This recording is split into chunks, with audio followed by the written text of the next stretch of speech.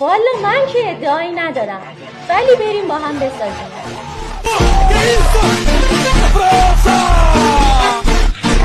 وارد برنامه اینشاد میشیم و از قسمت ویدیو جدید این بک‌گراند رو وارد میکنیم.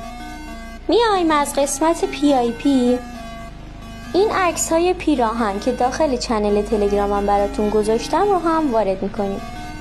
عکس رو میبریم پایین و یکی فریم میزنیم و 1 ثانیه جلوتر عکس رو میاریم بالا و خودش برامون یکی فریم میزنه.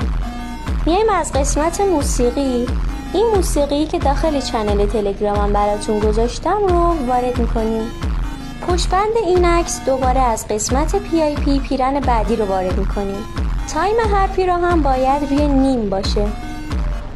حالا نوبت میرسه به این پیراهن هایی که عکس خود امباپه هم روش هست. تایم اینها باید 1 ثانیه باشه. از قسمت اثر بخش ضربه ریتمیک این افکت رو میذاریم و فقط روی همون قسمت شروعش و همین کار رو با بقیه پیراهن ها انجام میدیم. سعی کنیم تایم پیراهن ها با موزیکمون هماهنگ باشه. حالا دوباره از قسمت PIP این عکس جام که این رو هم داخل چنل تلگرامم براتون گذاشتم رو وارد میکنیم. حالا از قسمت متن مورد نظرمون رو تایپ میکنیم. دقت داشته باشیم اول این جام رو هم باید دوباره از قسمت اثر بخش ضربه ریتمیک این افکت رو بهش بدیم.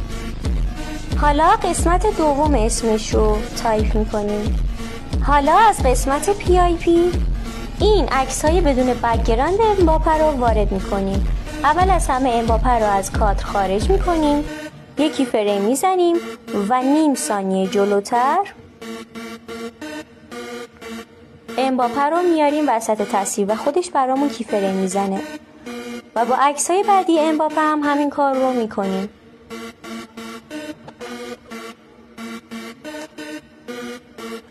حالا از این قسمت همه ویدیوهای امباپه رو وارد میکنیم. به همین راحتی تونستیم این ادیت خفن رو بزنیم.